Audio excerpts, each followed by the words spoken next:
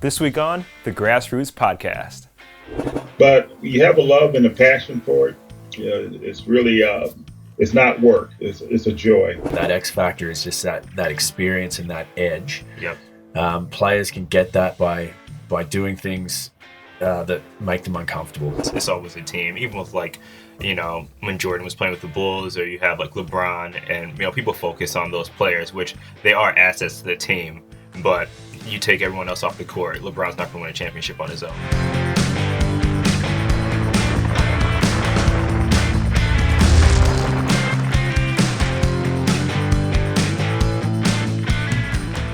I'm your host, Quincy Kennedy, and I'm here with my friend Dave Ferrari. How are we doing? Fantastic. And you are hanging out with us in the Fox Den, Thought Fox Studio 1. We have another great show today. I am pumped. All month we've been talking gridiron, and this is just another great episode to add to this list of great gridiron topics for the month. With us here on the screen is my dad. My actual coach growing up was my D-line and offensive line coach. Taught me everything I know about football. John Kennedy Sr. As you noticed, we got JFK Jr., who's usually with us. John Kennedy Sr., if you guys are wondering about the name, his parents were actually great fans of the old president, John Kennedy, so they're named after the president. So how are we doing, Dad? Great. How you guys doing? Good. I should probably call you John. Shouldn't call you Dad on the podcast, should I? Yeah, let's be professional. Yeah, let's be professional here. So John, thanks for joining us, John.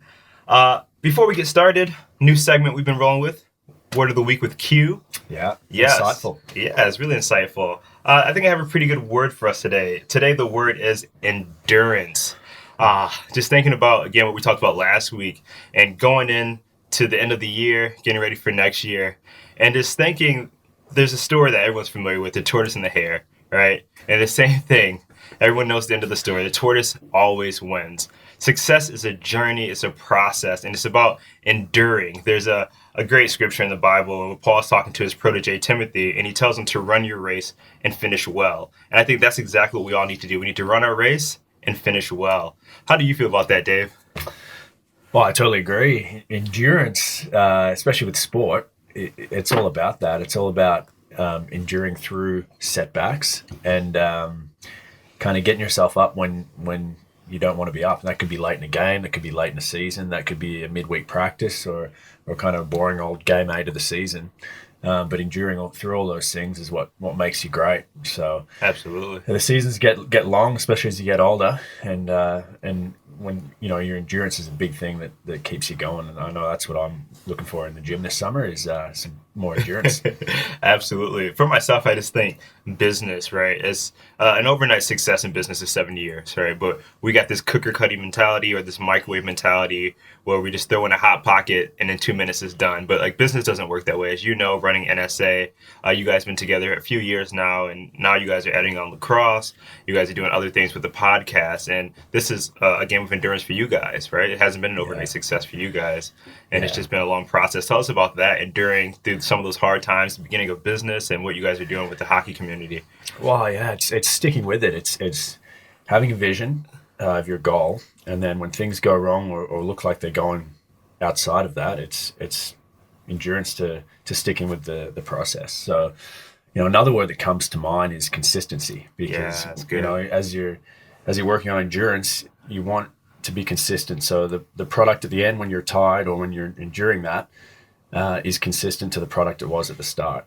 So I know with us, it's again, having a clear vision and knowing what we're doing, but sticking to that, even like it takes a while to change people's mind, right? Yeah. The customers that see you something new, something different, and they might try you, they might not be sure, but you can't chop and change. You just need to stay the same, stay consistent in what you believe in, and eventually that will become normal to them, and your product will be a part of their day. Absolutely. And again, just listen to what you said. I just think about all those people who are listening who may be in a grassroots sport, maybe trying to start a grassroots sport, maybe a club, maybe a hockey team, or a lacrosse club or whatever. in Australia, and it's about enduring. It takes a while to get these grassroots sports started, Yeah. and it does take time and getting the word out there and getting in front of people and trying to create systems that work. And it is a game of endurance and, like you said, consistency to grow the grassroots sport. Absolutely. We started practices with three kids, 4, 2, because a couple of guys were sick, and then build it up that our numbers now are consistently around 20s and higher for camps and things like that. So Absolutely. Same with leagues, 4 teams. Oh, we've grown to a 5th, and just it's a slow build, but making sure your product's always good. It's awesome. Absolutely. Word of this week, endurance. Love it. Inch by inch, anything's a cinch. Yard by yard is hard. Take it one step at a time, guys. Awesome. So getting into the interview of the day. Again, excited to have John Kennedy Sr. on here with us. Just a little background on John here. Again, like I mentioned, he coached me throughout my whole gridiron career, going up until high school. My offensive line coach, my defensive line coach taught me everything I know about quick hands, quick feet, agility. Always made me a student of the game, always watching film, always studying. In addition, he has a track record of scouting, hanging out on the sidelines with the Detroit Lions, and just really being involved in the football community. So, John, can you fill in the gaps for those who don't know you? Give us a bit of your gridiron background. Oh, well, hey, glad to see you guys.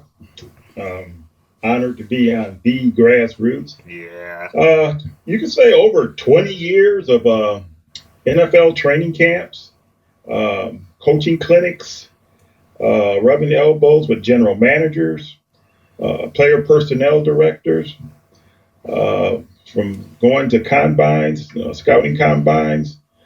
That's the background, and watching a lot of videotape, plenty of videotape. But you have a love and a passion for it.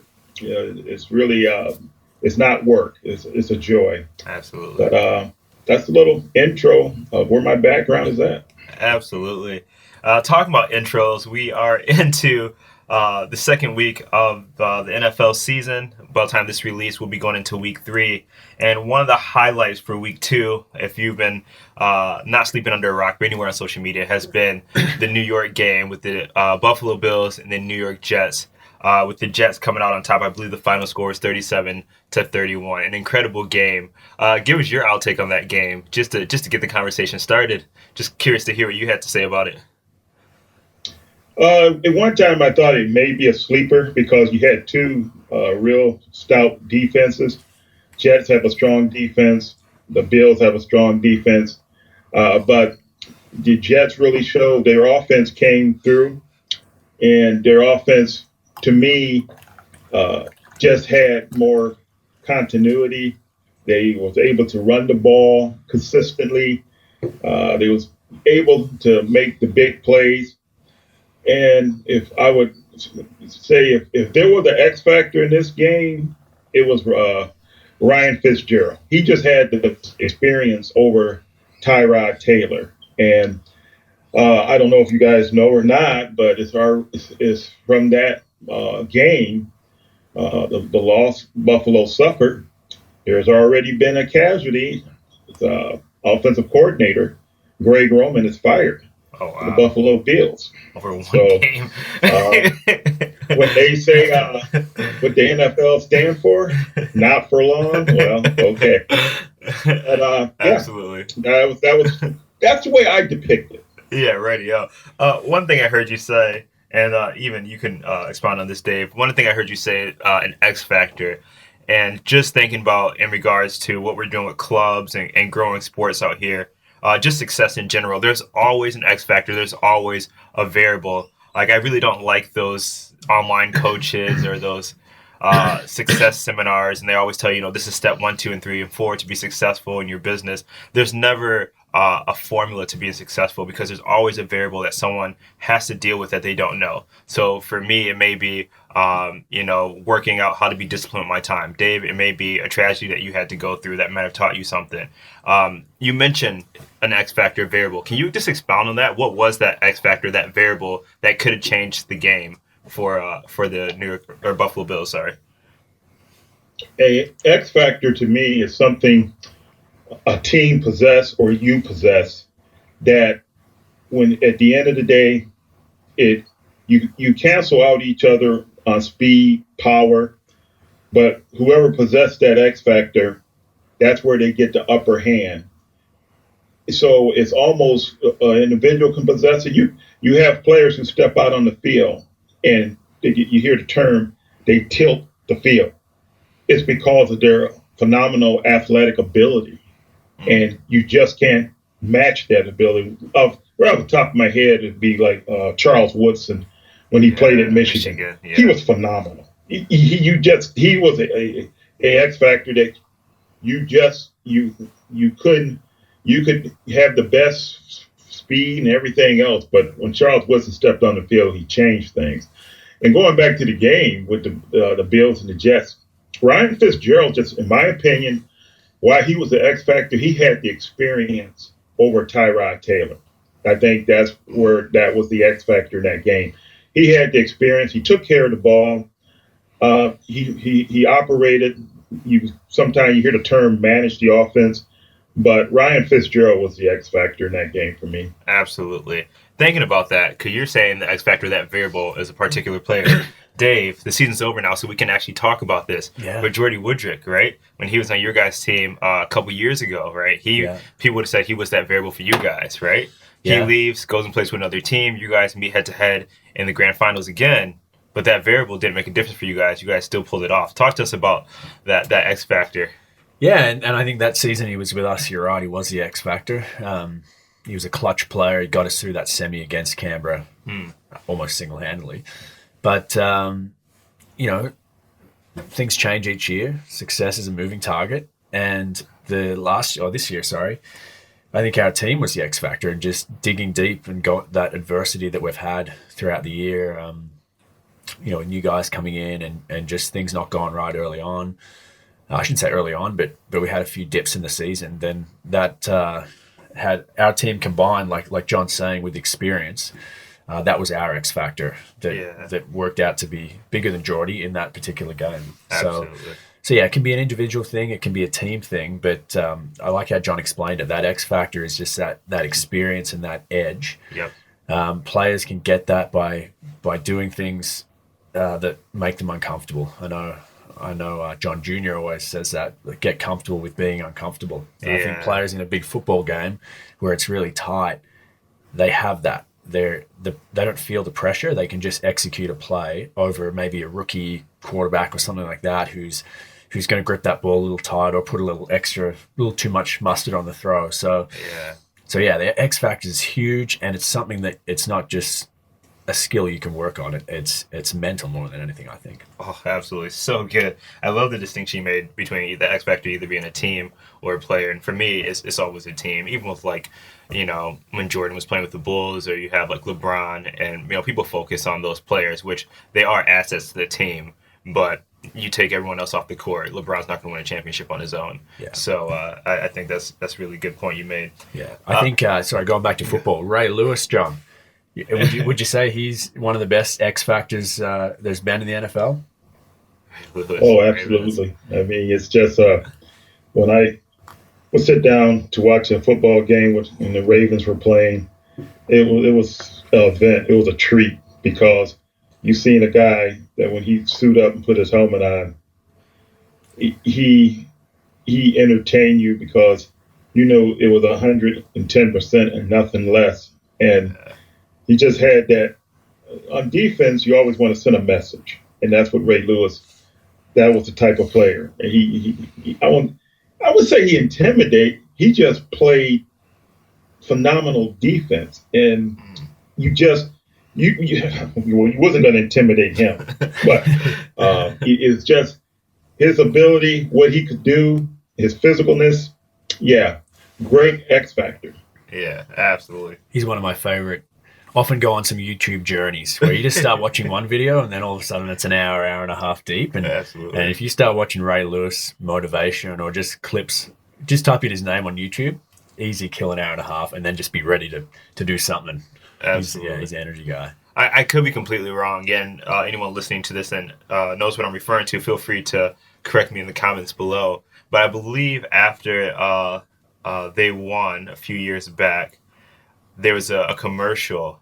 after they had just won, and he's on a bench, and they ask him, what are you going to do now that you've won? And he's like, I'm going to take a break, and he's doing a bench press, and he takes a break up at top, and then he keeps lifting, and it's kind of like, he never stops, and it was just a great commercial in regards to that. So yeah, Ray Lewis is just a legend. Again, this month is all gridiron, and for us out here, I think it's hard for us to really understand. Like, I hear a lot of people say, like, Newcastle is a sporting city or is a sporting state. But really, I don't think we comprehend how much, like, football is, like, a cult in the States and how massive it is. Like, every game is like a holiday. You have anywhere from the student section with tailgating before the game, where you have a whole parking lot just full of people and DJs and music and barbecues. And the student section is going nuts, all the way from pro teams that have those crazy guys you see on TV with the painted belly and all the face mask and everything like that.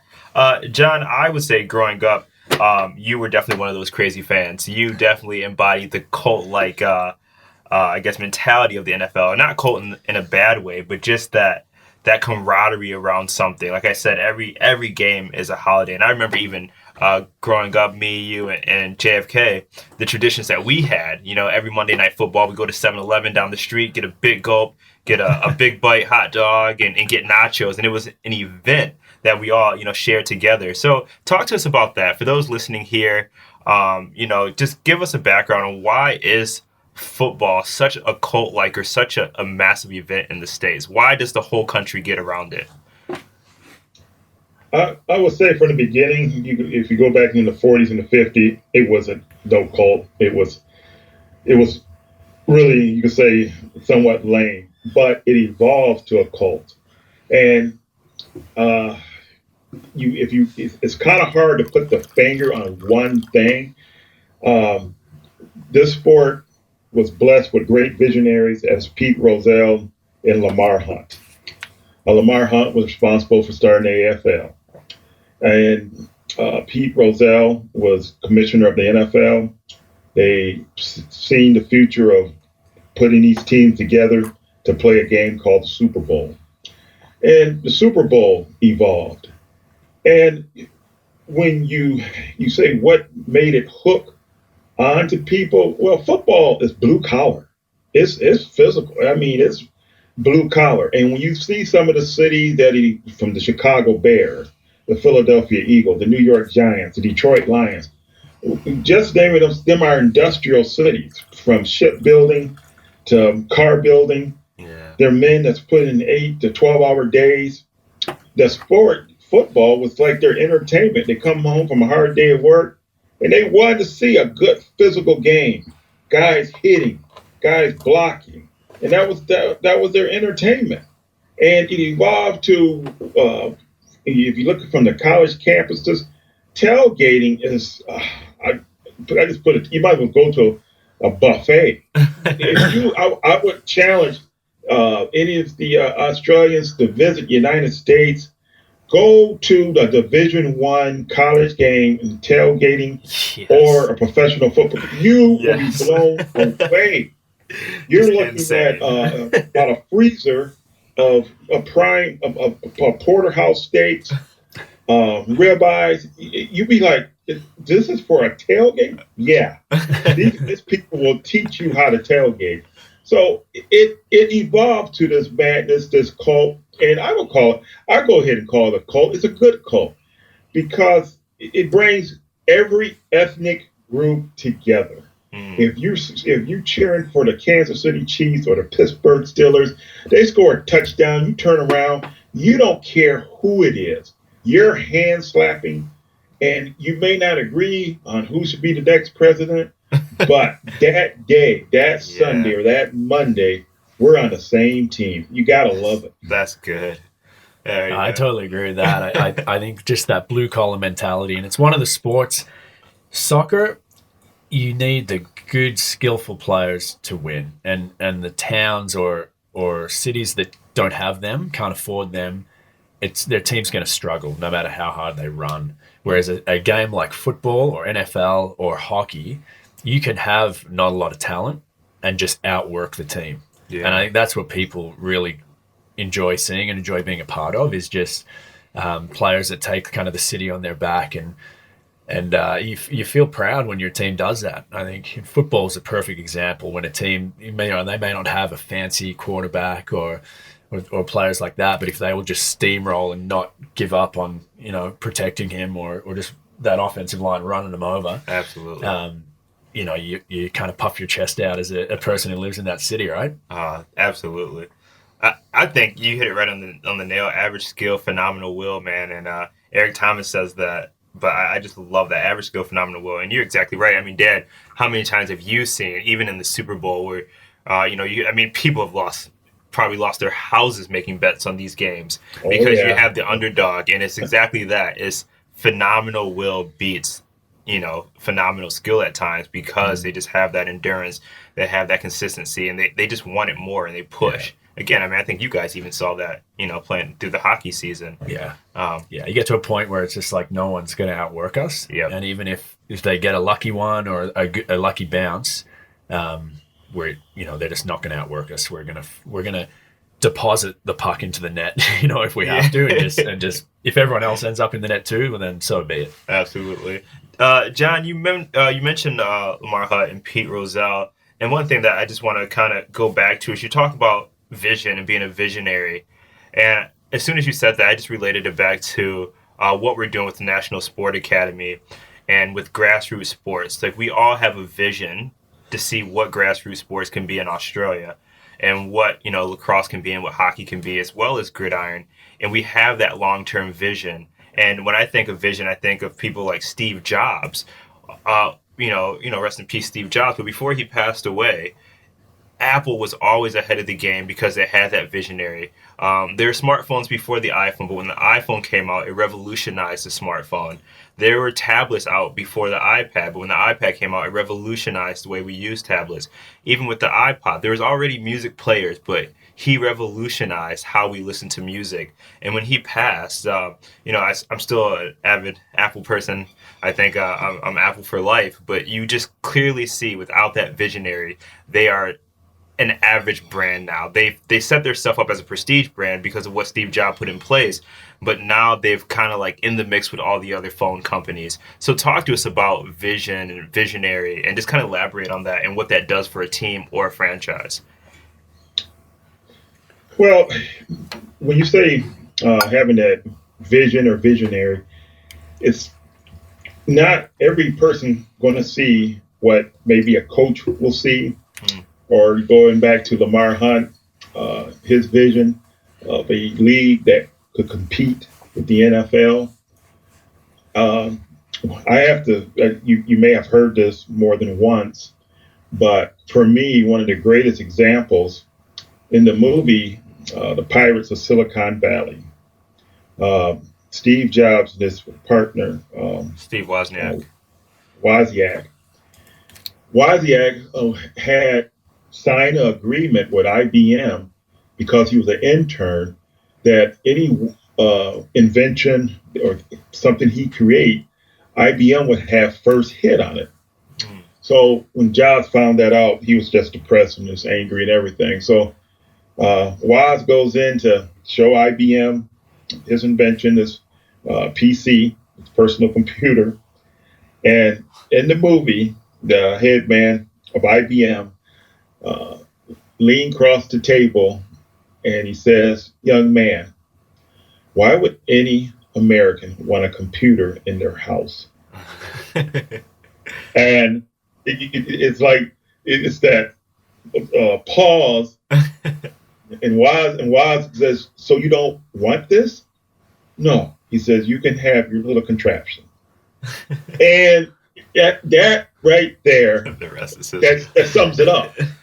And not only in our house, they're in our hands, they're everywhere. Yeah. Well, this is what Jobs and going back to these guys, Bill Gates, they had the vision.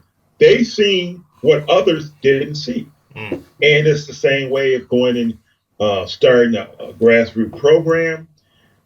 The one person may have the vision, others may not see it, but you cultivate it, you be responsible, you commit to it, and you don't give up, because what you have to remember, everybody doesn't have the vision. Mm. That's what you have. If there was people when Lamar Hunt was starting on the AFL, there was, he found owners that wanted to have teams, but everybody wasn't getting on board. Everybody wasn't getting on board. So you could say, oh, gee, should I stop here? You have to remember, everybody doesn't have that vision. And thankfully, Steve Jobs and Woz, they had the vision, and that's why we have iPhones today That's and right. That's why other we have iPhones. computers. Absolutely. We do have iPhones. Unfortunately, our partner Matt Lindsay does not have an iPhone, but we won't. Okay. What's the name of the guy who started Samsung?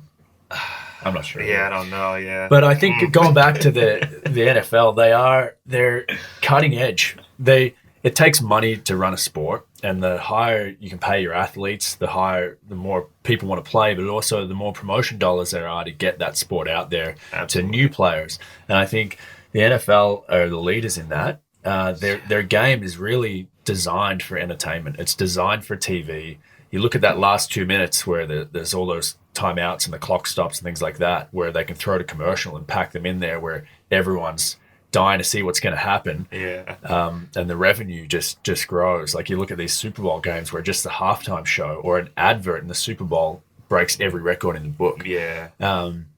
It's big business. And how do we relate that to grassroots sports? Well, that's what funds the grassroots sports, right? Absolutely. And money talks, and money gets more kids in the game. But I think going the back television contracts are huge. Yeah, exactly. That's what runs it all. So going back to having a vision and thinking outside the box, like times are changing, and how kids got into sports kind of 30, 50 years ago is a lot different to how they get into sports now. And I think you ask most people how they got into their particular sport, and it's not always, I went to a come and try and got it. It could be, I saw it on TV, fell in love with it. John tells his story about going into the rink with John Sr. and seeing a guy get checked into the boards. I'm like, I want that. So there's not one way you put it in front of a kid or a family to get them in the grassroots sport.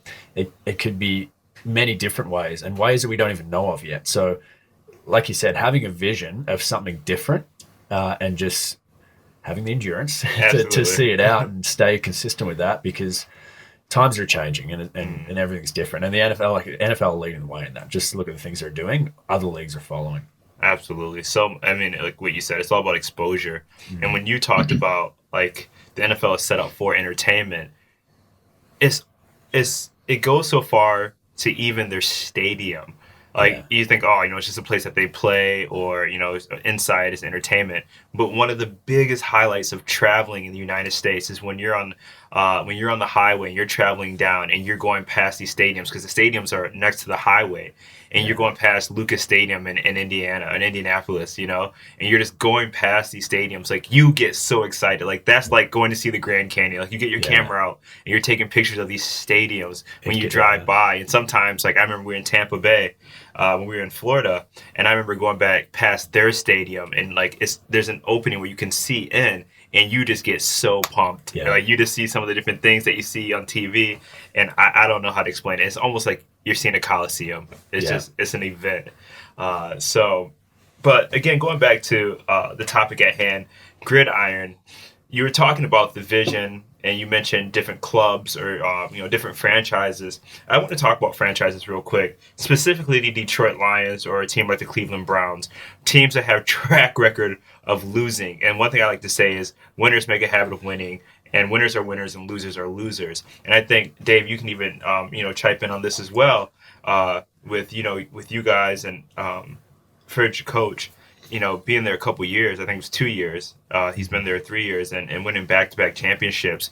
John, will you expound on us in regards to the NFL? Like, what makes a winning franchise? And these franchises that just can't quite get it together, why do they keep losing? Well, you can use short terms or cliches. One, you got to know how to win, and you have to experience winning. But when you look, I take Green Bay Packers, Pittsburgh Steelers, New England Patriots. They have a winning system. Winning that sounds real short and sweet. But if you say like Cleveland Browns or Detroit Lions, in the last 20 or 30 years, because back in the 50s, these were the Detroit Lions and Cleveland Browns were the New England Patriots and the Pittsburgh Steelers. So what happened?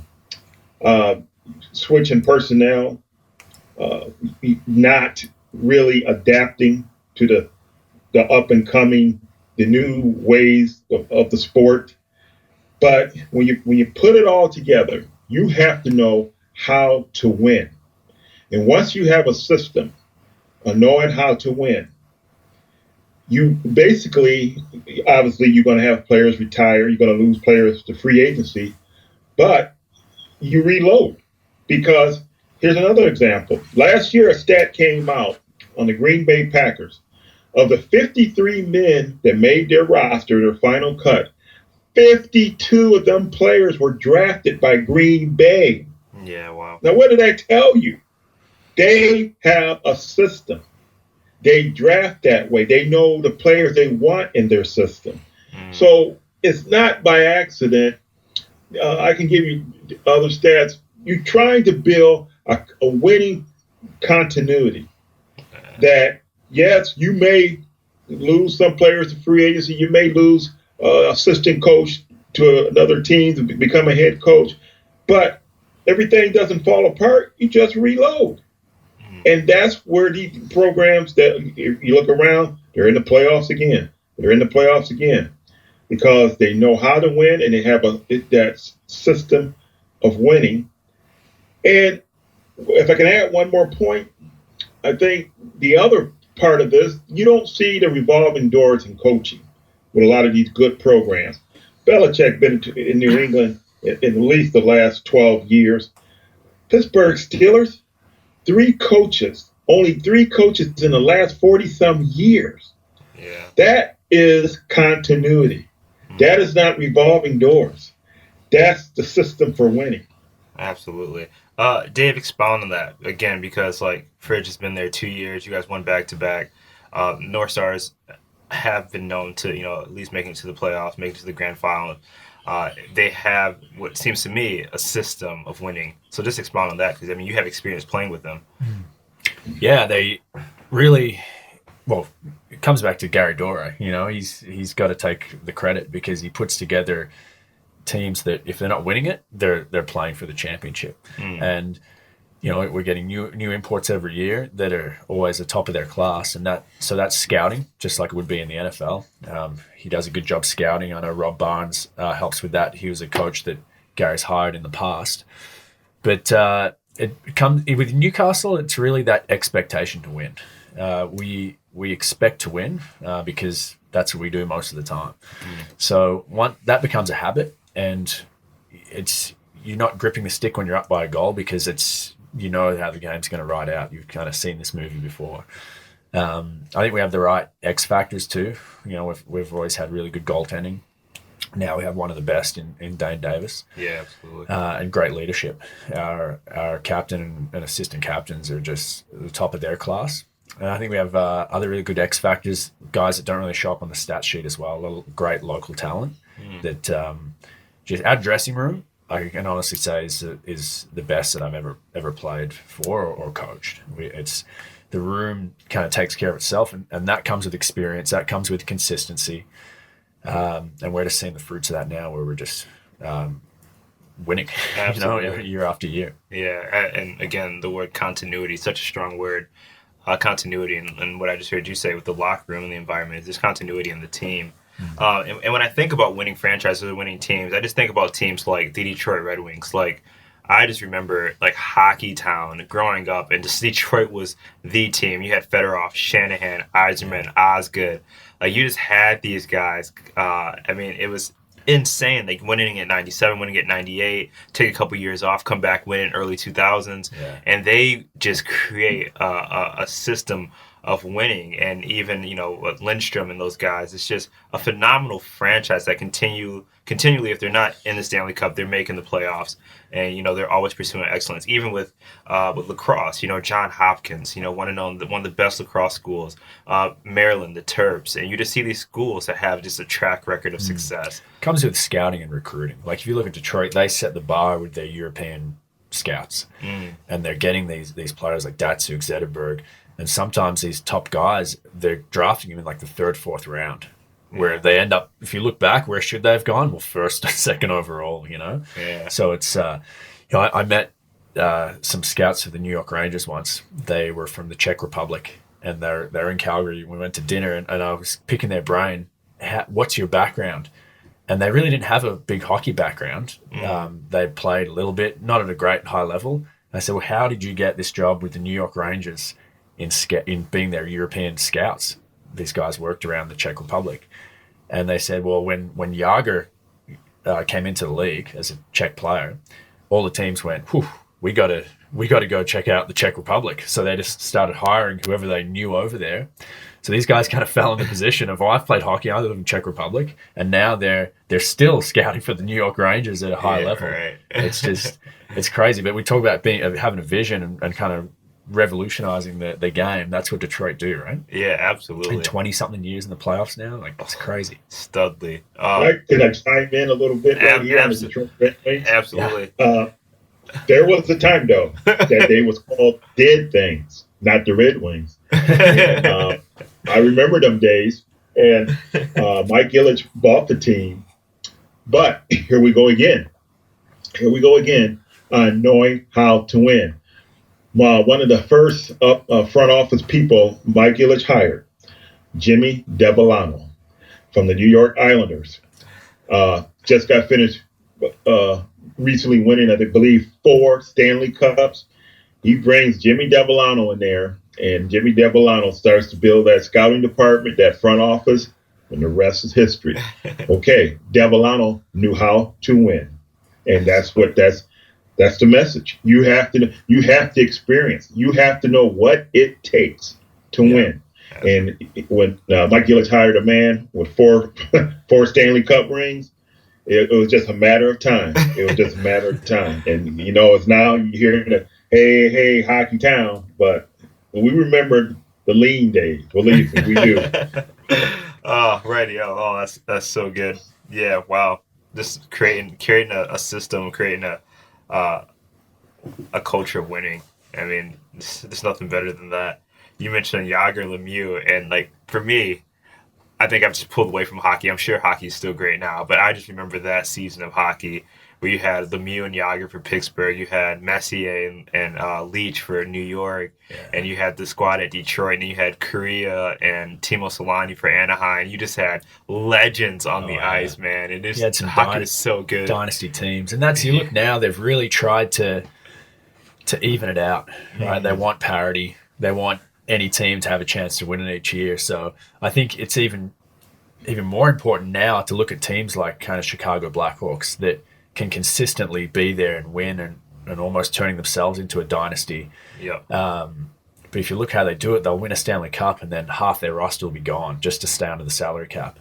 So they're ahead of their time. They know, okay, that was great, we won, but next year it's got to be different and we've got to get back under that cap.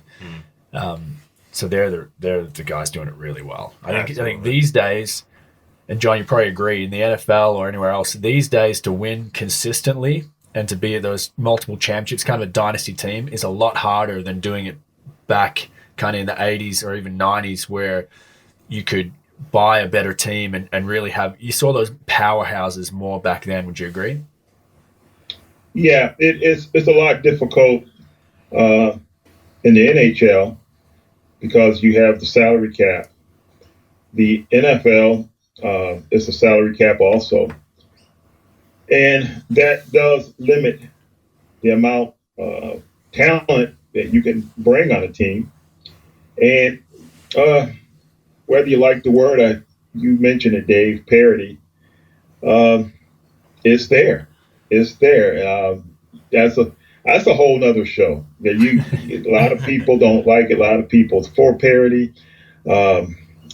what it did for the NHL. It allowed the small franchises like the Penguins, the Oilers, to be able to compete with the Detroit Red Wings.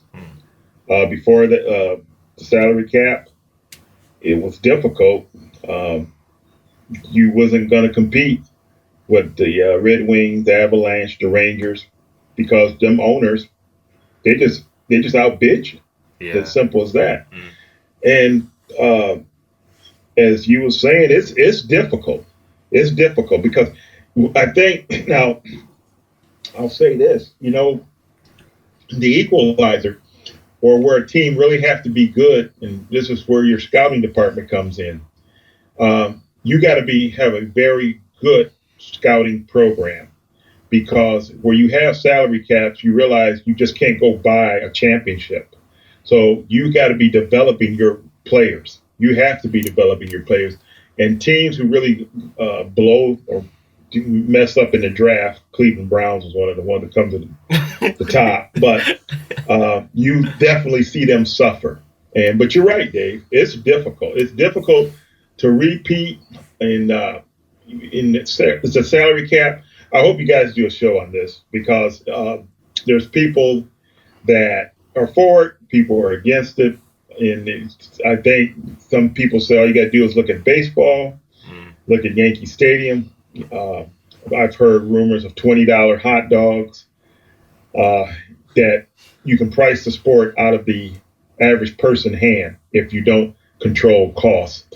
But I have to go along with you, Dave, and Quincy.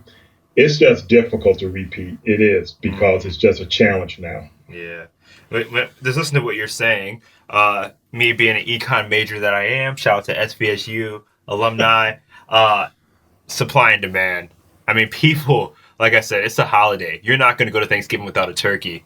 You're not going to go into the fall football season, go into a baseball stadium or go into a football stadium and not buy a $20 hot dog, because you just do it. It's an experience that you pay for. You're going to pay for a $30 watered down beer because it's the experience, And There you go. And it's supply and demand.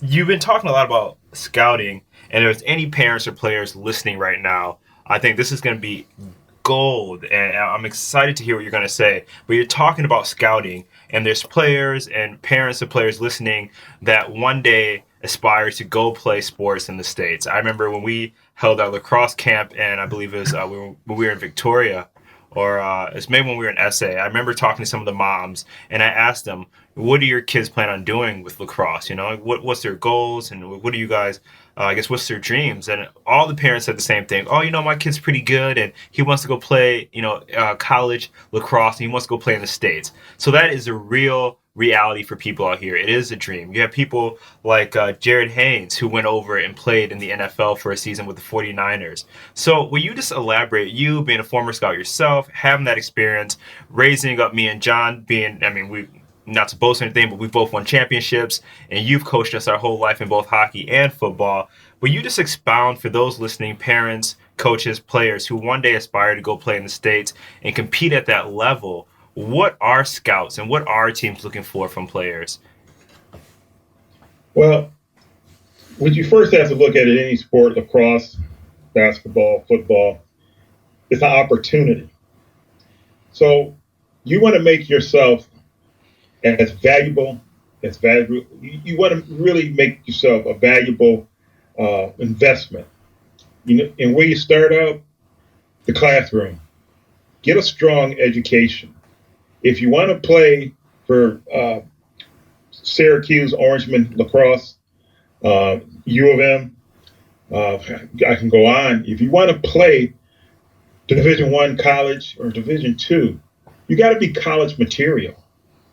And that's where a lot of the young athletes miss out. They get to the point that their talent is going to carry them. And then you find out, well, gee, it's another 5,000 kids around the world have your same dream. And we had what was our word today? Endurance. Okay. You're going to learn about endurance. Okay. You're trying to get your foot in the door. So educate yourself, get a strong education, that you are college material, that a school sees you perform in some type of tournament and really like your skill level. And we got to remember that scholarship is an investment.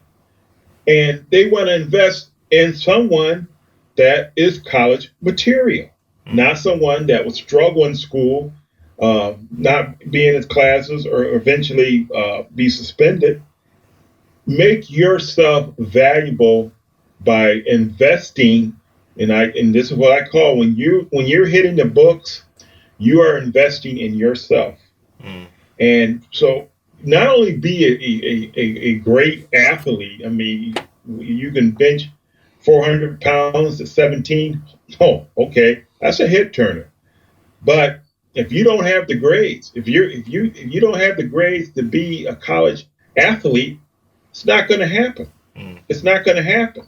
And athletes really need to focus on education, and it starts early. It starts early, and you just refine it, and you build from there. Because I've seen it up close. And when I say I've seen it up close, I've seen individuals that didn't get their degree, didn't make the final cut for the NFL, and they all of a sudden reality slaps them hard in the face.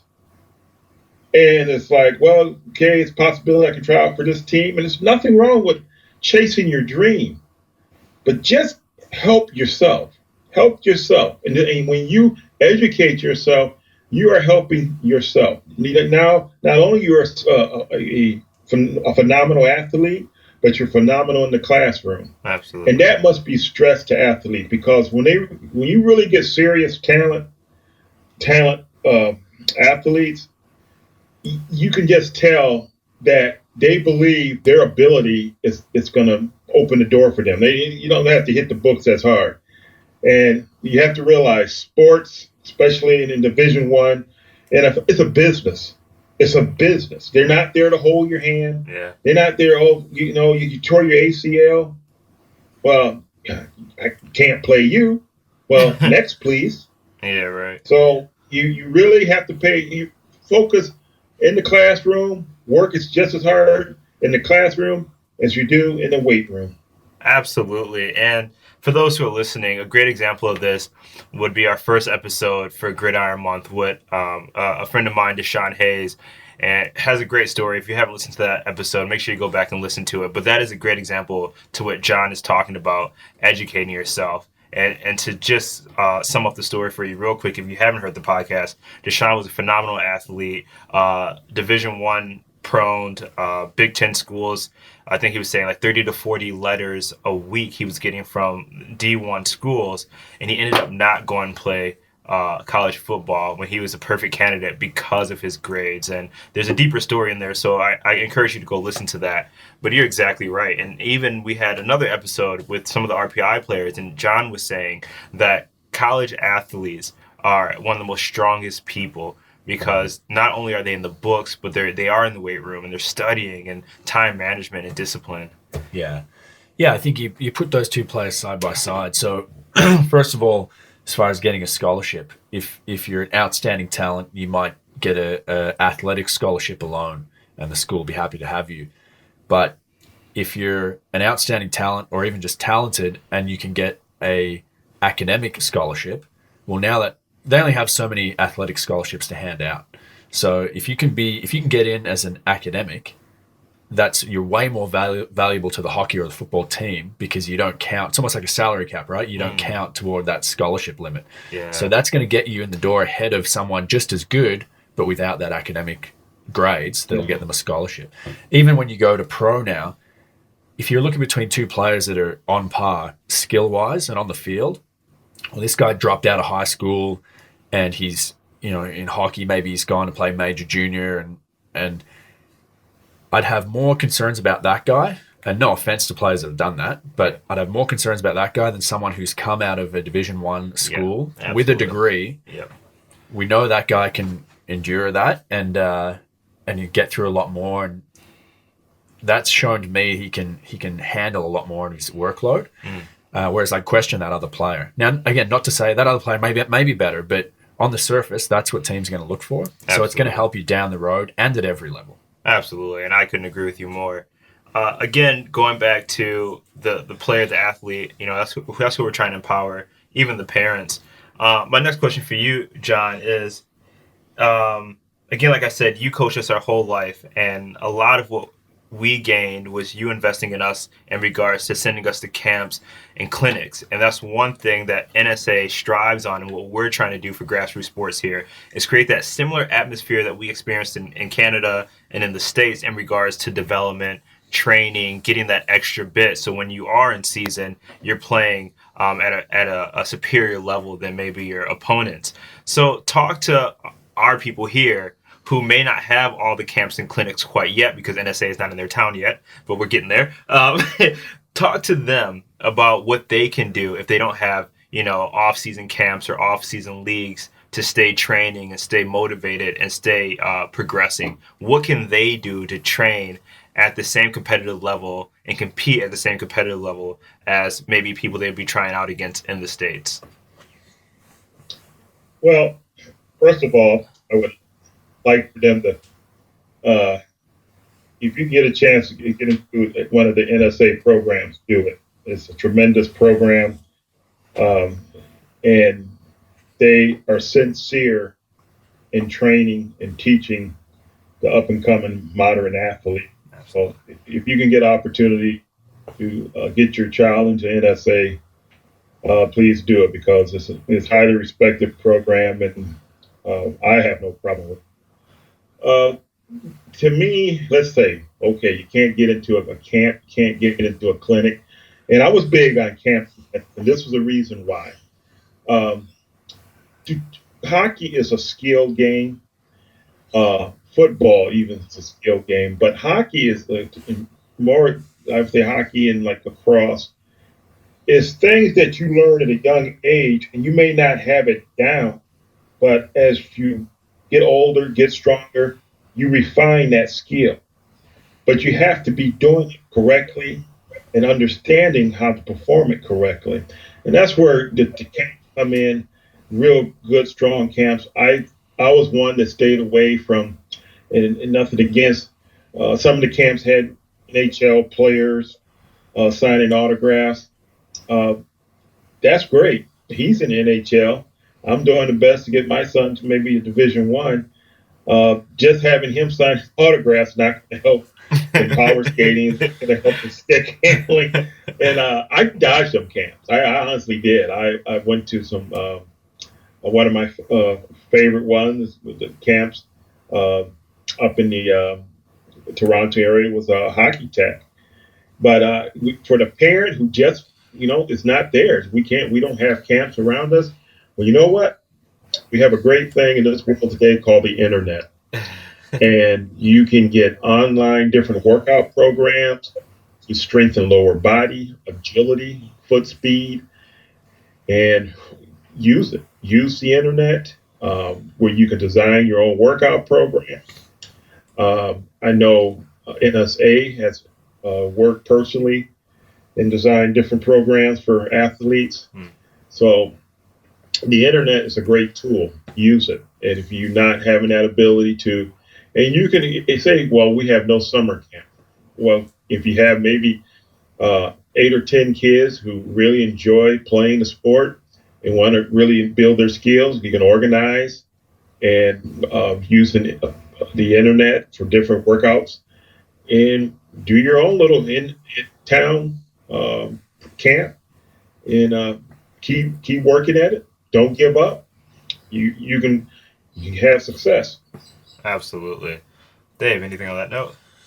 Yeah, I totally agree. It's doing that extra stuff. So seek out camps, seek out clinics, but even just seek out advice. Like we like when hockey players or lacrosse players come to us and they may not come to a camp or a clinic because they can't afford it or they just can't make it at that time.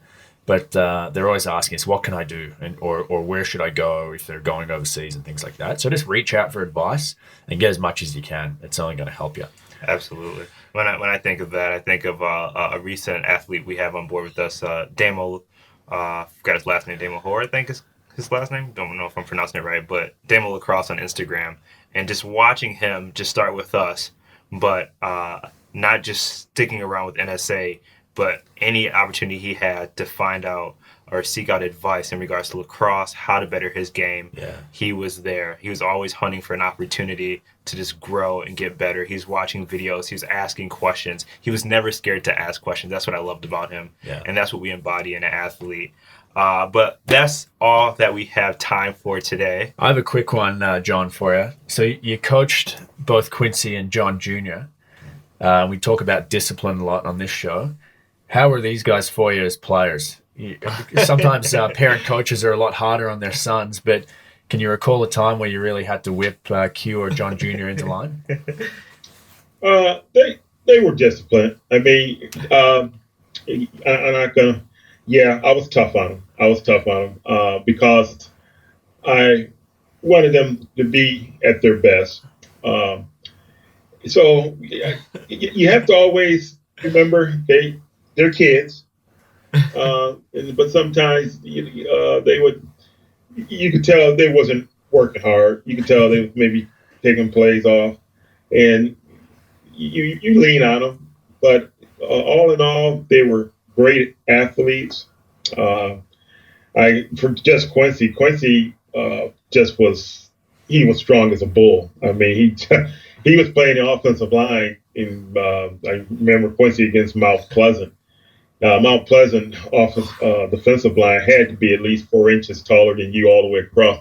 And he was, the term is, you get your hands inside and he'd lock in and he would just move them guys where he would want them to go. And as a dad, your son playing the offensive line, hey, that's great. That's what you want to see. And, for John was just, John eat, sleep, drink hockey and just defense. He was defense, and just watching him in college, we played Union on a 5-on-3 before he broke his wrist. He broke his wrist on a one slap shot from the point, and then he went down again and blocked it, and maintained the game to be a tie game on the 5-on-3 penalty kill. And you see things like that as a parent. You really, I always said, I thank the Lord he chose me to be their dad. And so that's the way I've always felt about the boys. And you can't forget my beautiful daughter, because I call her the Marine in the family. But yeah, she's a tough one. She'll chew you up and spit you out real fast. But yeah, I'm thankful. I'm really thankful. I'm their dad, and I couldn't ask for anything better. Absolutely. Yeah. Not to get too sentimental, but Dad, you trained as well. And me powering the offensive line came from the skills that you taught me about using my hands and getting position on the line. So I mean that's all credit to you. Great question, thank you. Like that just boosted my ego. Feeling really good having my dad on here. Shout out to Kennedy, who is in New York doing her music thing. So shout out to her. But again, that wraps it up for us today. What a great show. Gridiron month all month, and we are just pumped. The NFL season is on and popping. So if you guys aren't on social media, you don't have a fantasy team, make sure you get involved. Again, it's a holiday every game. John, so happy to have you on. Thank you for sharing your expertise in regards to football. Really appreciate having you on. And hey, thank you. I'm glad to get an opportunity. It's great to be on the Grassroots. Yeah, that's right. #1 podcast in Australia for sports, baby. We're That's in here. right. So you guys know the drill. Thank you for hanging out with us in the Fox Den, Thought Fox Studio 1, Mike the producer. You know you guys can find us all over social media on Twitter at grassroots_AU, Instagram grassroots_sports, and of course Facebook at Grassroots Sport. If you like this and you feel like this is empowering you, encouraging you to pursue your grassroots sport, please leave us a comment in iTunes. That allows us to build our rank, get #1, so that other people like yourself can experience this podcast and get the same value that we hope you're getting from this. As well, subscribe to us on YouTube. Again, that just helps us share the word about what we're doing in Australia with Grassroots Sports. Until next time, you're hanging out with us in Thought Fox Studio 1.